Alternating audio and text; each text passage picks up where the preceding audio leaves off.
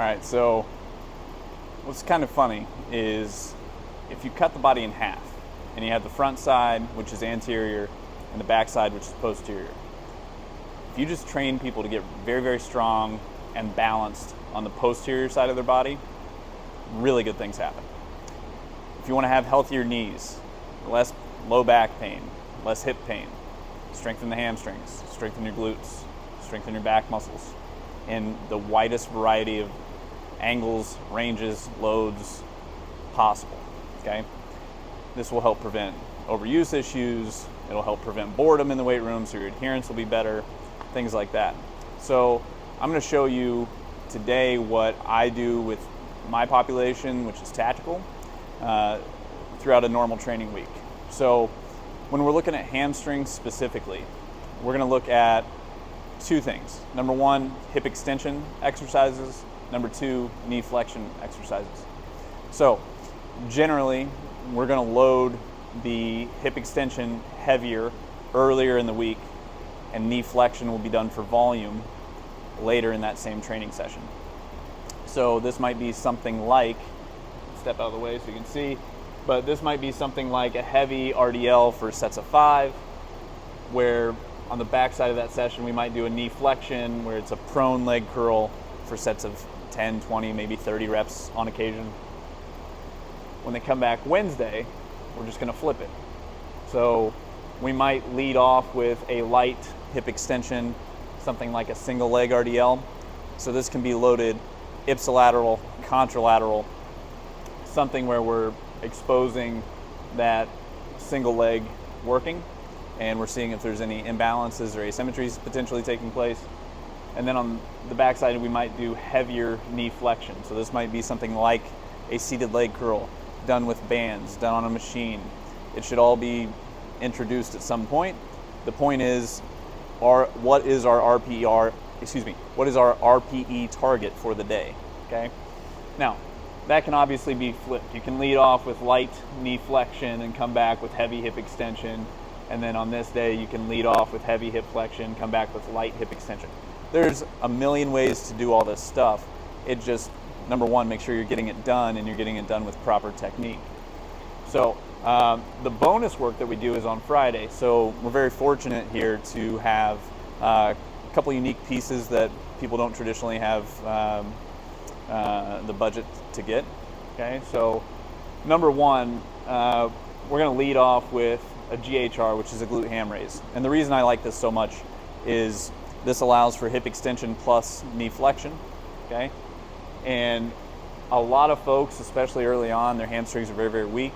So we'll actually give them some assistance, or we'll limit the range of motion and then gradually introduce more range of motion to that exercise. But the main thing I'm looking at is what's happening to their posture and position. So is their tibia dropping as they move throughout the movement? Are they turning their feet in or out? Or are they staying in proper position throughout the movement? So once they start to have a breakdown in technique, we will cut the GHR and then move on to an inverse curl. So an inverse curl, really unique piece of training equipment from Westside Barbell. And what that is it's basically, it does a couple things. Number one, we can choose very specifically where we want to get assistance throughout the movement. So there's a pull pin, and I'll make a video about this later, but there's a pull pin so I can move the pad further away, so I have to eccentrically load more before I get that assistance from the inverse curl. Secondly, I can go through a larger range of motion with a pad for my tibia so my tibia doesn't drop, okay? Thirdly, is I can now quantify how much assistance I'm getting from the load that I'm putting on as a counterweight. So if I have a 200-pound guy come in here and start training, he's never done things like this, I can put 180 pounds of assistance on, and then gradually over time we can stair step that down to 170, 160, 150, and so on, and I know he's getting stronger in that range. So the third thing we'll do, and we'll use things like valve slides. Sometimes we'll do this single leg, and sometimes we'll use a Sornex leg curl device.